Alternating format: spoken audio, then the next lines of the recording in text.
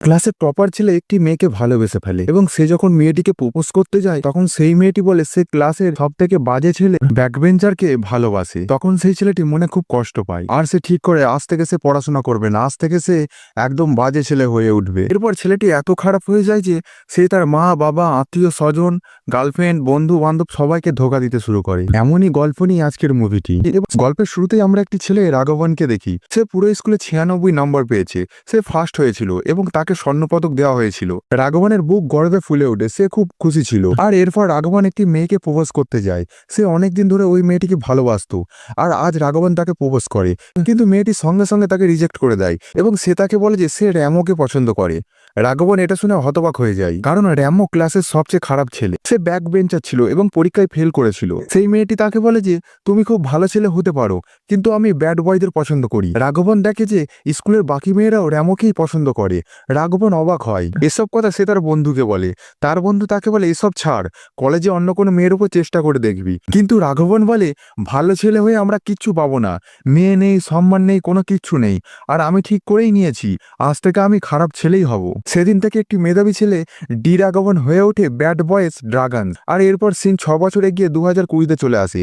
আমরা একটি ইঞ্জিনিয়ারিং কলেজের দৃশ্য দেখি। কলেজের নবীন বরণের দিন প্রিন্সিপাল কলেজের নতুন ছাত্রদের বক্তৃতা দিচ্ছিল। এরপর সেই প্রিন্সিপাল তাদেরকে রাঘবনের ছবি দেখায় আর তার ব্যাপারে বলতে থাকে। তারপর আমরা রাঘবনকে দেখতে পাই। কলেজে সে ড্রাগন নামে বিখ্যাত ছিল। সে তার গার্লফ্রেন্ড কীর্তির সঙ্গে আছে আর দুজন একে অপরকে খুব ভালোবাসতো। কীর্তি একজন মেধাবী মেয়ে ছিল, কিন্তু রাঘবন কখনোই ক্লাসরুমে যায় না। যখন তারা দুজন প্রেম করতে ব্যস্ত, রোম্যান্স করতে ব্যস্ত, তখন তার একজন বন্ধু সেখানে এসে তাকে বলে যে অন্য কলেজের ছেলেরা এই কলেজের মেয়েদের সাথে খারাপ আচরণ করছে। আর রাঘব এখন সেই কলেজের হিরো ছিল। সে তখনই তাদের সাথে ফাইট করার জন্য সেখানে পৌঁছে যায়। সে সেই ছেলেদের খুব মারধর করে, কিন্তু এইবার কলেজে মারামারির কারণে প্রিন্সিপাল তাকে সাসপেন্ড করে।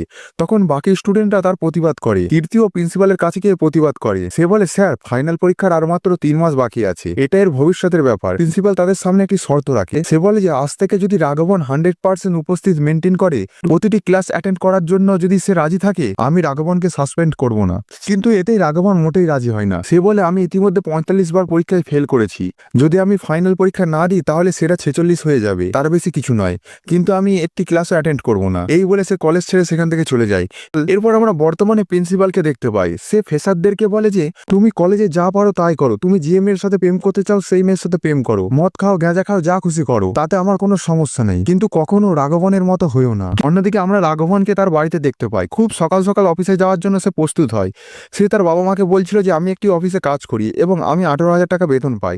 আর এরপর সে রেডি হয়ে তার বন্ধুদের রুমে যায়। তার সকল বন্ধুরা যে যার কাজ করতো। এরপর তারা সবাই তাদের নিজেদের কাজে চলে যায়, কিন্তু রাঘবন সারাদিন তাদের ঘরেই থাকে। সে টিভি দেখে, মজা করে, ড্রিঙ্কস করে এবং সন্ধ্যাবেলায় বাড়ি ফিরে যায়। এবং সে মাসের শেষে তার বন্ধুদের কাছ থেকে কিছু টাকা একত্রিত করে 18,000 টাকা সংগ্রহ করে এবং বাড়ি গিয়ে তার বাবাকে দেয়।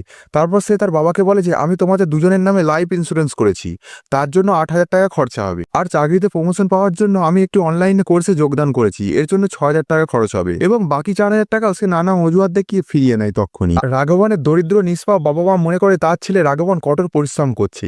তারা জানতো না যে তাদের ছেলে রাঘবন তাদেরকেও প্রতারণা করছে, তাদেরকেও ধোকা দিচ্ছে।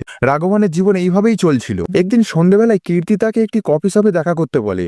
রাঘবন সেখানে যায় এবং কীর্তি তাকে বলে যে আজ আবার একটি ছেলে আমাকে দেখতে এসেছিল, যার নাম দীপক, সে দিল্লি বিশ্ববিদ্যালয়ে গণিতের শিক্ষক। কীর্তি এর আগেও রাঘবনের জন্য অনেক ছেলেকে রিজেক্ট করেছিল, তাই আজ রাঘবন তাকে জিজ্ঞাসা করে এবার তুমি সেই ছেলেটিকে কিভাবে রিজেক্ট করলে, কি অজুহাত দিলে? তখন কীর্তি বলে এবার আমি কোনো অজুহাত দেইনি আর রিজেক্টও করিনি। এটা শুনে রাঘবের মুখ ফ্যাকাশে হয়ে যায়, সে অনেক রেগে যায়। তখন কীর্তি তাকে বলে দেখো, কলেজে তোমাকে আমি পাগলের মতো ভালোবাসতাম, কিন্তু কলেজ ছাড়ার পর আমি যখন আমার জীবন শুরু করলাম তখন আমি বাস্তবতা দেখলাম, আমি কি কোনো মেয়ে তোমার সাথে থাকতে চাইবে না। এবং এইভাবে সে রাঘবকে চিরতরে ছেড়ে চলে যায়। এতে রাঘবের মন ভেঙে যায়, সে অনেক কষ্ট পায়। অন্যদিকে কীর্তি বিয়ে করে এবং সংসারী হয়ে যায়। এদিকে রাঘবন মেয়েটির জন্য কাঁদতে শুরু করে। আর এরপর 3 মাস কেটে যায়। তারপর রাঘবন সিদ্ধান্ত নেয় যে আমি এমন কিছু কাজ করব যেন আমি কীর্তির স্বামীর চেয়ে বেশি আয় করতে পারি। কিন্তু সে কি এমন করবে কিছুই বুঝতে পারছিল না। একদিন রাঘবন আর তার বন্ধুরা রাস্তায় ক্রিকেট খেলছিল, তখন তাদের সঙ্গে গৌতমের দেখা হয় এবং সন্ধ্যায় তার বাড়িতে পার্টিতে সবাইকে ডাকে। সবাই তার বাড়িতে যায় আর তার লাইফস্টাইল দেখে অবাক হয়ে যায়, কিন্তু রাঘবন তখনও তার চিন্তায় ডুবেছিল। তাকে জিজ্ঞাসা করা হলে সে গৌতমকে তার এবং কীর্তির প্রেমের গল্প বলে এবং তারপর তাকে তাকে বলে যে এখন আমি এমন একটা কাজ করতে চাই যেখানে আমি কীর্তির স্বামীর চেয়েও বেশি টাকা আয় করতে পারবো, কিন্তু আমার কোনো ডিগ্রি নেই। তারপর গৌতম তাকে বলে যে আমি 35 বার ফেল করেছি, কিন্তু আমার এখন ডিগ্রি, চাকরি সবকিছু আছে। সে রাঘবনকে একটি কোম্পানি সম্পর্কে বলে, যে কোম্পানিতে মানুষকে fake certificate, fake ID, fake degree দেওয়া হয়। এরপর রাঘবন সেই কোম্পানিতে যায়। সেখানে বসে থাকা একটি মোটা লোক রাঘবনকে বলে যে আমরা তোমাকে তোমার কলেজ থেকেই একটি জাল ডিগ্রি এনে দেবো, অনলাইনে ইন্টারভিউর মাধ্যমে তোমাকে চাকরি পাইয়ে দেবো, কিন্তু এর জন্য 10 লক্ষ টাকা লাগবে। রাঘবন রাজি হয়ে যায়। সে তার বাড়িতে ফিরে আসে আর তার বাবার কাছে একটি অজুহাত দেখায় যে সে অফিসে প্রমোশন পাবে, এরপর তার বেতন 1 লক্ষ টাকা হয়ে যাবে, কিন্তু এর জন্য খরচ হবে 10 লক্ষ টাকা। রাঘবনের বাবা সন্তানের ভবিষ্যতের কথা ভেবে তার শেষ সম্বল, তার জমি বিক্রি করে রাঘবনকে 10 লক্ষ টাকা দেয়। তারপর রাঘবন সেই মোটা মানুষটির কাছে আসে এবং তাকে 10 লক্ষ টাকা দেয়, আর সেই লোকটি তাকে ভুয়ো প্রোফাইল ও ডিগ্রি করে দেয়। এরপর তারা রাঘবনকে একটি অনলাইন সফটওয়্যার কোম্পানিতে ইন্টারভিউয়ের জন্য ল্যাপটপের সামনে বসিয়ে দেয়। আর যখন সেই কোম্পানির বস তাকে প্রশ্ন করে, ভিডিও কলে রাঘবন কেবল ঠোঁট নাড়ায়। তার পাশে একটি ছেলে বসেছিল, সেই তার সব প্রশ্নের উত্তর দেয়। এইভাবে রাঘবন কোম্পানিতে চাকরি পেয়ে যায় এবং তার বেতন হয় প্রতি মাসে 1,60,000 টাকা। এরপর রাঘবন সম্পূর্ণ পরিশ্রমের সাথে তার কাজ শুরু করে। সে যা জানতো না তা শিখে নেয়। সে সময়ের আগেই অফিসে আসে এবং শেষ পর্যন্ত কাজ করে। তার কঠোর পরিশ্রম দেখে তার অফিসের বসও তার প্রশংসা করে। রাঘবন টানা 3 বছর ধরে কোম্পানিতে আছে। সে প্রতি বছরই best employee of the year হয় এবং তার প্রমোশন হয়ে সে টিম লিডার হয়ে যায়। আর তার বেতন এখন হয়ে যায় 2,50,000 টাকা। তখন সে লোন নিয়ে 1 কোটি টাকার একটি নতুন বাড়ি এবং একটি গাড়ি কেনে। এরপর নতুন বাড়িতে গৃহপ্রবেশের দিনে গ্রামের অনেক লোককে তার বাবা ডাকে। তাদের মধ্যে একজন লোক রাঘবনের বাবাকে বলে যে তুমি কি তোমার ছেলের বিয়ের কথা ভাবছো? তখন রাঘবনের বাবা তাকে একটি মেয়ে দেখার জন্য বলে, আর সেই লোক একটি অনেক বড় ব্যবসায়ী পরশুরামের মেয়ের সঙ্গে রাঘবনের ব্যাপারে কথা বলতে শুরু করে। আর এরপর রাঘবন তার বাবা মার সঙ্গে পরশুরামের বাড়িতে যায় আর তারা কথাবার্তা বলে। এরপর পরশুরাম তার মেয়ে পল্লবীকে ডাকে এবং পল্লবীকে দেখার পর রাঘবন তাকে সঙ্গে সঙ্গে পছন্দ করে এবং তাকে বিয়ে করতে রাজি হয়ে যায়। কিন্তু পল্লবী তাকে বলে আমি আগে রাঘবনকে পরীক্ষা করব, আমি তার সঙ্গে কথা বলবো, তারপর আমি আমার সিদ্ধান্ত জানাবো। সে সন্ধ্যায় রাঘবনকে তার সঙ্গে ডেটে যেতে বলে। রাঘবন তাকে নিতে আসে। সে পল্লবীর জন্য গাড়ির দরজা খুলে দেয়। পল্লবী মনে মনে ভাবে ছেলেটির আচরণ ভালো, সে সম্মান করতে জানে। তারপর ওরা দুজন একটা বারে যায়। পল্লবী মদ্যপান করে। তখন সে রাঘবনকে ড্রিঙ্ক করতে বলে, কিন্তু গাড়ি চালাতে হবে এই বলে রাঘবন ড্রিঙ্ক করতে পারবে না বলে। এটা থেকে পল্লবী ভাবে যে এর দায়িত্ব জ্ঞান আছে। এরপর তারা নাচে, কিন্তু রাঘবন অন্য ছেলেকে তার কাছেই আসতে দেয় না। পল্লবী তখন নোটিস করে যে সে খুব কেয়ারিং। আর এরপর টিভিতে সিএসকে আর আরসিবির ম্যাচ হচ্ছিল। পল্লবী সিএসকে এর ভক্ত। এদিকে ম্যাচ সিএসকে জিতলে রাঘবন দুঃখ পায়। পল্লবী তাকে জিজ্ঞাসা করে তুমি কি আরসিবির ফ্যান? রাঘবন বলে হ্যাঁ, আমি আরসিবির ফ্যান। এটা জানার পর পল্লবী সত্যিই বিশ্বাস করে যে এই ছেলে লয়াল, তাকে বিশ্বাস করা যেতে পারে। এই জন্য সে বিয়ের জন্য রাজি হয়ে যায়। এর কয়েক মাস পর তাদের দুজনের বিয়ে ঠিক হয়ে যায়। তারা দুজনে বিয়ে থেকে হানিমুন পর্যন্ত সম্পূর্ণ পরিকল্পনা করে ফেলে, কিন্তু এর মধ্যেই খুব বড়সড় গন্ডগোল হয়ে যায়। রাঘবন তার গাড়িতে সিগারেট খাচ্ছিল। তখন তার কোম্পানির বস তাকে ফোন করে। সে দ্রুত সিগারেটটা ফেলে দেয় এবং সিগারেটটা তার পাশের গাড়িতে বসে থাকা তার কলেজের প্রিন্সিপালের উপর পড়ে যায়। প্রিন্সিপাল রাঘবনকে দেখে অবাক হয়ে যায়। সে ভাবতে শুরু করে যে এত বদমাইশের পরেও এই ছেলেটি এত ধনী কিভাবে হলো। প্রিন্সিপাল তার পিছু করে তার অফিস পর্যন্ত চলে আসে এবং অফিসে প্রিন্সিপালকে দেখে রাঘবন হতবাক হয়ে যায়। প্রিন্সিপাল তাকে জিজ্ঞাসা করে যে তুমি ডিগ্রি ছাড়া এই কোম্পানিতে কিভাবে চাকরি পেলে? রাঘবনের কোনো উপায় ছিল না, তাকে সত্যিটা বলতেই হয়। সে বলে আমি জাল ডিগ্রি দিয়ে এই কোম্পানিতে যোগ দিয়েছি, চাকরি পেয়েছি। সে প্রিন্সিপালের পা ধরে বলে আমি অনেক পরিশ্রমের মাধ্যমে সবকিছু শিখেছি, প্লিজ আপনি আমার জীবন নষ্ট করবেন না, আপনি যা বলবেন আমি তাই করতে প্রস্তুত। প্রিন্সিপাল তার কথায় রাজি হয় আর রাঘবনকে বলে যে সবাই তোমার মতো যদি জাল ডিগ্রি নিয়ে চাকরি শুরু করে তাহলে সেসব দরিদ্র ছেলেরা যারা কঠোর পরিশ্রম করে তাদের কি হবে? আমি এটা কাউকে বলবো না, কিন্তু আমার একটা শর্ত আছে। 3 মাসের মধ্যে ফাইনাল পরীক্ষা আছে, তোমাকে আবার কলেজে ভর্তি হতে হবে। 100% উপস্থিতির মাধ্যমে ভালো নাম্বার পেয়ে পাস করো, তোমার ডিগ্রি নাও এবং তোমার কাজ করো। রাঘবনের কাছে প্রিন্সিপালের কথা মেনে নেওয়া ছাড়া কোনো উপায় ছিল না। সে শর্ত মেনে নেয় এবং তার বসের কাছে যায়। বিয়ের জন্য প্রস্তুতি নেওয়ার কথা বলে আমেরিকায় যাওয়ার জন্য প্রস্তুতি নিতে হবে এই বলে 3 মাসের ওয়ার্ক ফ্রম হোম করতে চাই। বসও তাকে অনুমতি দেয়। রাঘবন তখন তার বাবা মায়ের কাছে এবং পল্লবীর কাছে মিথ্যা বলে যে তাকে ট্রেনিং এর জন্য মুম্বাই যেতে হবে। আর এরপর সে সবকিছু ঠিকঠাক করে প্রিন্সিপালের কাছে পৌঁছায়। তারপর প্রিন্সিপাল তাকে কলেজের ভেতরে নিয়ে যায়, কিন্তু রাঘবন হতবাক হয়ে যায় যে কারণ কলেজের সব স্টুডেন্টরা তাকে ড্রাগন হিসেবে জানতো। সবাই ড্রাগন ড্রাগন বলতে থাকে। তখন প্রিন্সিপাল তাকে বলে যে প্রতি বছর আমি এই বাচ্চাদের তোমার ছবি দেখাই এবং বলি তোমরা কখনো এর মতো হইও না। তারপর সে রাঘবনকে ক্লাসরুমে নিয়ে যায়। রাঘবন ক্লাসরুমে যোগ দেয়। রাঘবনকে দেখে অনেক স্টুডেন্টরা খুশি হয়ে যায়। একটি ছেলে রাঘবনের কাছে যায় এবং তাকে সে তার ঈশ্বর মনে করত। সে রাঘবন বা ড্রাগনের মতো হতে চেয়েছিল, এমনকি সে তার নামও রেখেছিল ছোট ড্রাগন। সে তো রাঘবনকে দেখার পর খুব খুশি হয়, কিন্তু রাঘবন তো আলাদাই সমস্যার মধ্যে করেছিল। সে আবার সেই জালি কোম্পানির মালিক মোটা লোকটিকে তার সমস্যার কথা বলে এবং পরীক্ষা উত্তীর্ণ হতে সে তাকে ব্যবস্থা করতে বলে। কিন্তু মোটা লোকটি বলে, দোস্ত, যদি একটা বা দুটো পেপার হতো তাহলে আমি কিছু একটা করতাম, কিন্তু 48টা পেপার আমি কিছুই করতে পারবো না। তোমার এখন পড়াশোনা করা ছাড়া আর অন্য কোনো উপায় নেই। সেই দিনই কলেজের এক লেকচারার রিটায়ার করে এবং তার জায়গায় নতুন একজন লেকচারার আসে। সে আর অন্য কেউ নয়, কিথি।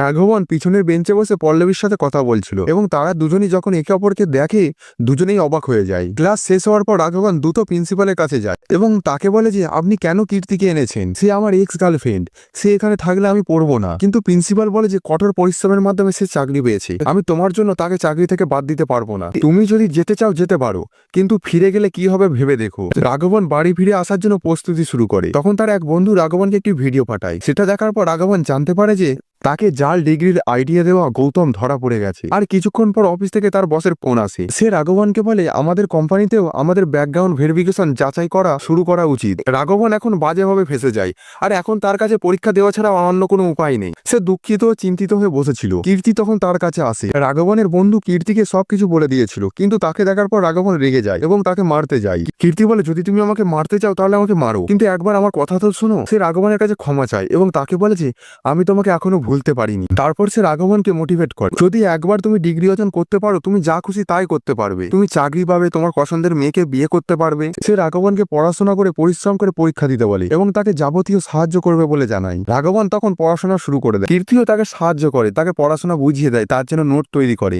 রাঘবন ছোট ড্রাগনকেও বোঝায় এবং তাকে বলে যে তোর দিকে তাকালে আমি বুঝতে পারি আমি আগে কত খারাপ ছেলে ছিলাম। সে ছোট ড্রাগনকে তার সাথে নিয়ে তাকেও পড়াশোনা করায়। এক এক করে সব পরীক্ষা হয়ে যায়। শেষ পরীক্ষার আগের রাতে রাঘবন ছোট ড্রাগনের সাথে বসে পড়াশোনা করছিল। তখন কীর্তি সেখানে কেক নিয়ে আসে, কারণ সেদিন রাঘবনের জন্মদিন ছিল। এরপর রাঘবন যখন কেক কাটে তখন পল্লবী তাকে ফোন করে। পল্লবী বিমানবন্দরে তার সঙ্গে দেখা করতে বলে। আজ রাঘবনের জন্মদিন, তাই সে তাকে সারপ্রাইজ দিতে মুম্বাই বিমানবন্দরে চলে এসেছে। রাঘবন আবার একবার বাজেভাবে ফেঁসে যায়। সে আবার পল্লবীকে মিথ্যা বলে যে আমি তোমাকে সারপ্রাইজ দিতে আমি চেন্নাই এসেছিলাম আর তুমি মুম্বাই চলে গেছো। তখন পল্লবী দ্রুত কাউন্টারে যায় এবং চেন্নাই যাওয়ার পরিবর্তে বিমানের টিকিট কেটে নেয় এবং রাঘবনকে বলে যে তুমি বিমানবন্দরে অপেক্ষা করো, আমি ফিরে আসছি। রাঘবনের পরীক্ষা ছিল সকাল 9টায়। সে এখন বুঝতে পারছিল না এখন সে কি করবে এবং অবশেষে সে তার মিথ্যা লুকানোর জন্য সে রাতে চেন্নাই যায় এবং সকালে ফিরে আসার সিদ্ধান্ত নেয়। সে কীর্তির কাছ থেকে তার গাড়িটি নেয় এবং ভেলুর থেকে ছোট ড্রাগনকে সঙ্গে নিয়ে চেন্নাই যাওয়ার জন্য বেরিয়ে পড়ে। 3 ঘন্টার মধ্যে সে চেন্নাই পৌঁছে যায়। বিমানবন্দরেই তার পল্লবীর সঙ্গে দেখা হয়ে যায়। পল্লবী তাকে বলে যে যখন থেকে তুমি ট্রেনিং এর জন্য গিয়েছো তখন থেকে আমার মনে হচ্ছে তুমি আমার কাছ থেকে কিছু লুকোচ্ছ। তখন রাঘবন তাকে বিশ্বাস করানোর জন্য তার মাথায় হাত রাখে, শপথ করে বলে আমি তোমাকে কিচ্ছু মিথ্যা বলিনি আর কখনো বলবোও না। পল্লবীর সাথে দেখা করার পর তারা আবার ভেলোরের পথে ফিরে যায়। সময় মতো কলেজে ফিরে আসে। কীর্তি সেখানে তার জন্য সবকিছু প্রস্তুত করে রেখেছিল। সে কীর্তিকে ধন্যবাদ দেয় সবকিছুর জন্য। সে এই কথা বলে পরীক্ষা দিতে বসে। রাঘবন বেশ কয়েক রাত ধরে ভালো ঘুমোতে পারেনি এবং আজ সে পরীক্ষার হয়ে ঘুমিয়ে পড়ে। যখন সে চোখ খোলে তখন মাত্র শেষ 10 মিনিট বাকি ছিল। রাঘবন তাড়াহুড়ো করে যা পারে তাই করে আর খাতা জমা দিয়ে দেয়। আর এরপর রাঘবন পরীক্ষায় পাস করেছে না ফেল করেছে তা দেখার জন্য ল্যাপটপ খোলে, কিন্তু ল্যাপটপের সার্ভার ডাউন থাকায় কোনো রেজাল্ট দেখাচ্ছিল না। আর তখনই অফিসের বস তাকে অফিসে ডাকে আর তাকে বলে অফিসের সবাইকার ব্যাকগ্রাউন্ড ভেরিফিকেশন ডিগ্রি ভেরিফিকেশন হয়ে গেছে, শুধু তোমারই বাকি রয়েছে। এই বলে সে তার ডিগ্রির ব্যাকগ্রাউন্ড যাচাইয়ের জন্য সে কলেজে ফোন করে। তখন প্রিন্সিপাল গর্বের সঙ্গে বলে যে রাঘবন আমার কলেজ থেকে ডিগ্রি সম্পন্ন করেছে। আসলে ততক্ষণে সার্ভার ঠিক হয়ে গিয়েছিল। কীর্তি এবং প্রিন্সিপাল জানতে পেরে গিয়েছিল যে রাঘবন পরীক্ষায় পাস করেছে, কিন্তু রাঘবনের জন্য এখন একটি টুইস্ট বাকি ছিল। পরের দিন তার বিয়ে ছিল, কিন্তু রাঘবন দেখতে পায় ছোট ড্রাগন তাড়াহুড়ো করে কোথাও যাচ্ছে। সে কারণ জিজ্ঞাসা করলে সে বলে যে তার ব্যাচের একজন ছাত্র ভেক্টর একজন মেধাবী ছেলে ছিল, সে একটি বিষয়ে ফেল হয়েছে, তাই সে তার হাত কেটে আত্মহত্যার চেষ্টা করে।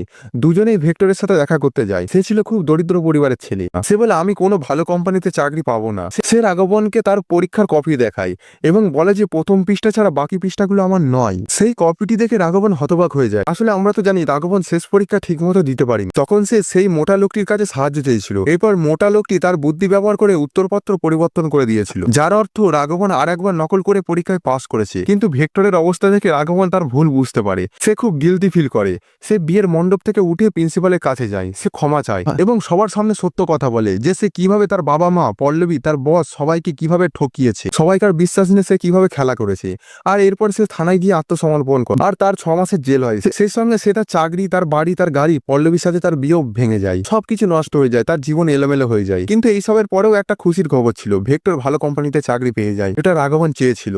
রাঘবন জেল থেকে বেরিয়ে আসে। তার মা বাবা বাবার কাছে ক্ষমা চায়। এবার সবশেষে আমরা দেখতে পাই রাঘবন এখন ডেলিভারির বয় হিসেবে কাজ করে, আর সে একদিন তার প্রিন্সিপালের বাড়িতেই ডেলিভারি করার জন্য যায়। তাকে দেখে প্রিন্সিপাল হতবাক হয়ে যায়, কিন্তু রাঘবন তাকে বলে যে এই কাজ করার জন্য সে মোটেও লজ্জিত নয়, সে এই কাজ করার পাশাপাশি ইঞ্জিনিয়ারিং করছে। তাকে দেখে প্রিন্সিপাল খুব খুশি হয়, সে বুঝতে পারে ছেলে শুধরে গেছে। সন্ধ্যায় রাঘবন যখন বাড়ি ফিরে আসে তখন সে দেখে প্রিন্সিপাল তার বাড়িতে বসে আছে। সে তার মেয়ের বিয়ে রাঘবনের সঙ্গে দিতে চায়। সে রাঘবনকে বলে যেদিন তোমার অফিসে তোমার সাথে আমার দেখা হয়েছিল তার আগের দিন ম্যাট্রিমোনিয়াল সাইডে তোমার প্রোফাইল দেখার পর আমার মেয়ে তোমাকে বিয়ে করতে চেয়েছে, কিন্তু সেই দিন আমি রাজি হইনি, কিন্তু এখন আমি বুঝতে পারছি যে ওর জন্য তোমার চেয়ে ভালো ছেলে আর আমি পাবো না। রাঘবন যখন প্রিন্সিপালের মেয়েকে দেখে তখন সেও তার প্রেমে পড়ে এবং তাকে বিয়ে করতে রাজি হয়ে যায়। আর এই মুভিটি এখানেই শেষ হয়ে যায়। তাই বলি মিথ্যার আশ্রয়ের ওপর নির্মিত ঘর বেশি দিন স্থায়ী হয় না। জীবনে বড় হতে চাওয়া ভালো, কিন্তু সেটা মিথ্যার আশ্রয় নিয়ে নয়, সেটা সৎ পথে থেকে করা উচিত। যাই হোক, মুভির স্টোরি যদি আপনাদের ভালো লাগে চ্যানেলটি সাবস্ক্রাইব করে আমার সঙ্গেই থাকবেন। ধন্যবাদ।